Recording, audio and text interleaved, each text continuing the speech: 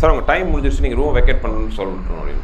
அப்போ நான் சார்கிட்ட சொன்னேன், என்ன சார் இது ஒரு உடுப்பி ஹோட்டலில் ஒரு 100 ரூபா ரூம்லேயே தங்கினாலும் ஒரு மேனேஜர் வந்து கதவை வந்து எழுப்பி வெளியில் போங்கன்னு சொல்ல மாட்டான்.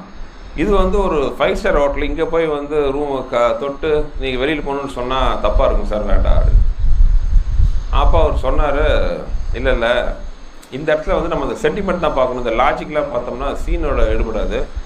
நீங்கள் எடுங்க, யாராச்சும் தப்பி தவிர இந்த தினடா சீன் வந்து ஒரு 5 ஸ்டார் ஹோட்டலில் வந்து உங்களை வந்து எழுப்புறானேன்னு ஒரு யாராச்சும் தப்பி தவிர உங்களை கேட்டால் நீங்கள் அப்போ என்கிட்ட சொல்லுங்கள், நான் தோல்வி ஒத்துக்கிறேன். எனக்கு இருந்தாலும் ஒரே ஃபீலிங்காக இருந்துச்சு, என்னடா இப்படி சொல்கிறாரு, ஒரு 5 ஸ்டார் ஹோட்டலில் வந்து மேனேஜர் வந்து தட்டி எழுப்பி வெளியில் போக சொல்கிறாங்க. சரின்ட்டு ரஜினி சார் சொல்கிறாரு, சொன்னால் கரெக்டாக தான் இருக்கும், எடுப்போன்னு எடுத்தேன்.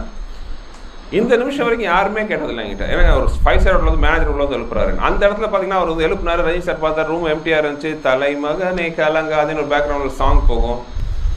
படம் பார்க்கும்போது ஆச்சரியமாக இருந்துச்சு, என்னடா ஒரு